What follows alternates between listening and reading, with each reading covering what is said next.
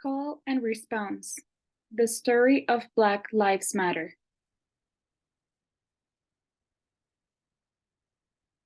Black Lives Matter demonstrators at a march in Manhattan on June 4, 2020.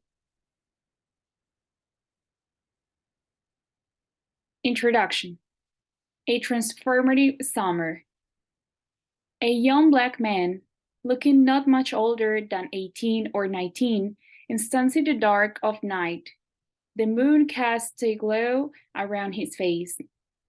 Dozens of police officers in riot gear, helmets, body armor, welding batons, stand just a few feet away from him. The lights from police helicopters shine down like spotlights on a stage.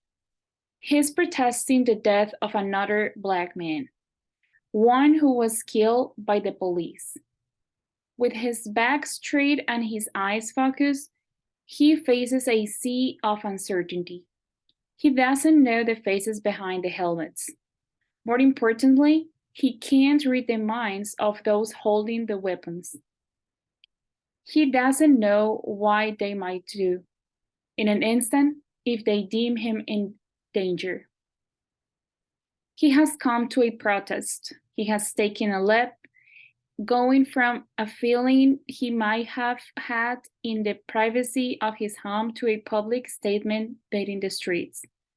The man stands in the dark, but he's not alone. He is part of a movement, one that gives him greater power than he could ever have alone. All around him, filling his neighborhood and others like it across the country, are hundreds of thousands of Americans who also feel compelled to take a stand. They are of all ages, races, faiths, hailing from all walks of life, but they have come together in a common cause. They have heard the same call, and when they respond, they speak in one voice, a chorus that demands to be heard. Whose streets? Our streets. In the spring and summer of 2020, the streets of the world, and especially of the United States, were filled with this call and response by people demanding change. This explosion of activism came up of a protest movement that had been building for years, since the summer of 2013. It started with 3 women who had been thinking about the issues of race, justice, and equality since childhood. And the spark that would set the whole thing off was a simple statement, first expressed by one of them in a Facebook post: Black Lives Matter. Protesters in the Black Lives Matter movement joined a long line of activists and advocates for racial justice in America. That legacy stretches back to the earliest days of the nation's history, through generations of people who have worked to make the country more equitable. At a pivotal moment, some people seem to wake up to a reality many of their fellow citizens have recognized for years: that the deaths of Black Americans at the hands of police or vigilance were not isolated tragedies, but the results of a system shaped by racism and all its resulting injustices. So they stood up, they marched, and they chanted the names of those who had recently been lost.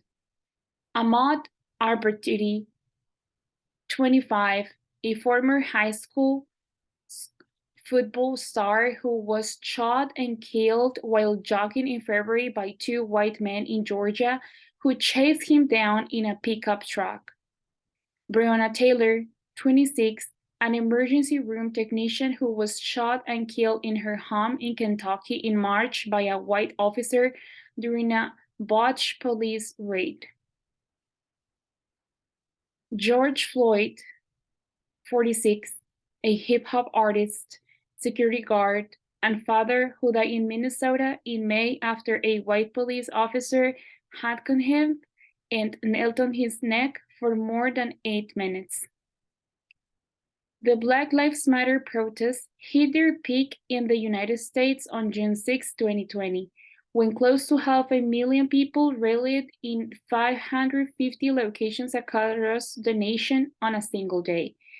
Experts believe that between 15 million and 26 million people participated in some type of Black Lives Matter event throughout the spring of that year, most likely making it the largest protest movement in the nation's history.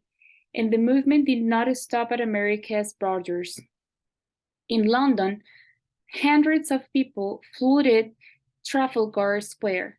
In Berlin, multiracial crowds held signs that read, "We need justice. Justice can't wait." In Paris, protesters dressed in black held signs that said, "I can't breathe. We're all George Floyd," in racism chokes.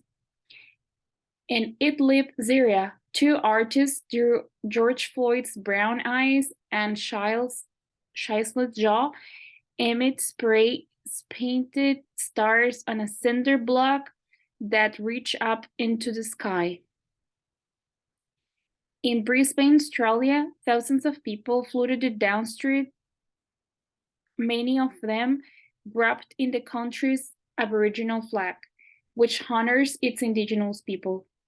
In Nairobi, Kenya, dozens of people were arrested as they protested incidents of police brutality that occurred both abroad and in their own neighborhoods. Life is priceless. The march's sign declared, "Save our future." In Bangkok, protesters unable to gather in person because of the coronavirus pandemic shared photos and videos of themselves standing up for Black Lives Matter and held a moment of silence on Zoom in honor of Floyd. All across Canada, from Vancouver to Toronto, thousands marched. One protester held a sign that read, "Who do you call when cops murder?" Another held a sign that quoted the Reverend Dr. Martin Luther King Jr., "Injustice anywhere is a threat to justice everywhere." The women who started it all, Alicia Garza, Patrice Cullors, and Opal Tometi, were moved back by the way Black Lives Matter had spread, but they were not surprised. Captions read, in the late spring and summer of 2020, protests spread to every corner of the United States, from Minneapolis, where George Floyd was killed, to the nation's capital, and coast to coast from New York to Portland, Oregon. Continue. One thing I'm very clear about is that there's so much we have in common. Garza told Vanity Fair in 2020, "We all want to live lives where we feel safe, where we're able to live with dignity, and where we're connected." So how did we get to this point where the whole world seemed to rise to its feet to condemn racism and injustice? Why were the people compelled to march? How does a movement grow into a movement? What it comes down to is a truth that Garza, Cullors, and Tometi, as well as those who joined them and those who came before, knew well. The power of the people is greater than the people in power. And when the people stand together, they can change the world. Black Lives Matter protesters in Dakar, Senegal on June 6, 2020. No justice, no peace. Trop, c'est trop.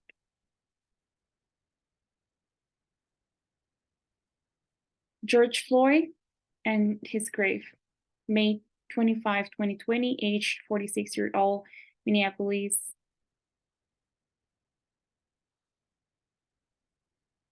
Two young artists, Anna Barber and Carter Wright, created this memorial in Minneapolis to victims of police brutality, crafting plaques, headstones for George Floyd and other Black people who had been killed. They started with 100 names and added more based on submissions from community members, many of whom also came to light candles and lay flowers before the gravestones. A marker at the front of the installation, which the artists titled "Say Their Name Cemetery," read, "How many have been there? How many more must be there?" This is what protest looks like. What do we mean when we talk about protest? Yes, it's people gathering in the streets. It's walking for miles, chanting, call in response slogans that share a vision for change.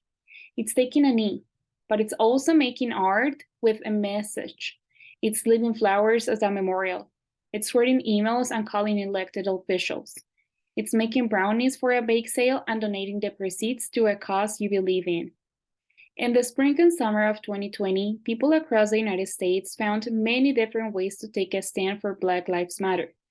In New York, a protest organized by the collective Street Riders New York City drew more than 8,000 bicyclists. Ringing their bells, their cyclists call out, "Whose streets? Our streets!" as they rode from the Barclays Center Arena in Brooklyn to Manhattan's Central Park. In Harbor, Montana, a Black college student named Dorian Miles joined more than 100 people at a Black Lives Matter rally. Miles had never felt at ease in Harbor, which is 81% white, until the protest. For the first time in 3 months since I've been there, I feel safe, he told the Harbor Daily News. I felt like the city I moved to gave me a hug. In Washington, D.C., the pastry chefs Villa Pellini, Paola Velez, and Rob Ruba created Bakers Against Racism, a virtual bake sale to raise money for Black Lives Matter. People around the world sign up to make and sell desserts of their choosing and donating their proceeds to local BLM chapters and other organizations fighting for racial justice. They raised more than $2 million in 7 months. Everybody has a role to play, Pellini told Washingtonian magazine, and you can use what you're good at to push forward the cause. Each of the millions of people who participated in the protests of 2020 was moved to take that stand by something different, something personal. For the legendary civil rights leader John Lewis, it was when he was 15 years old and first heard Martin Luther King speaking on the radio. We might not have chosen the time, Lewis said later, but the time has chosen us. Captions read. These marchers outside the Barclays Center Arena in Brooklyn on June 5th, 2020 were among the millions of people who stood up and demanded justice for George Floyd.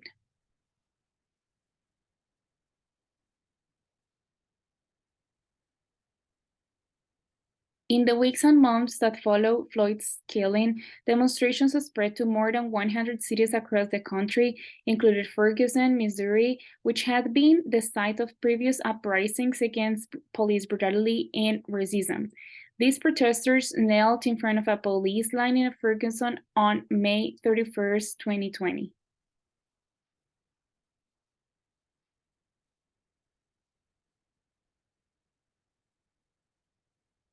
Although Floyd's death was the spark that ignited the 2020 protests, it was compounded by two other tragedies, the shooting of Ahmaud Arbery in February and of Breonna Taylor in March. This makeshift memorial for Taylor was erected in Jefferson Square Park in Louisville, Kentucky, where daily protests over her killing continue for months.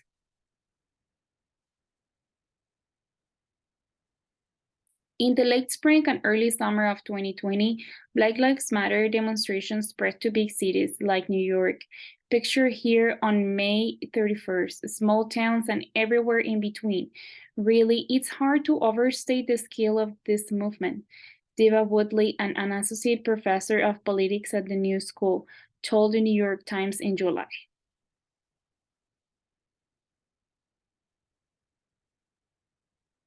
Captions for picture of on the left.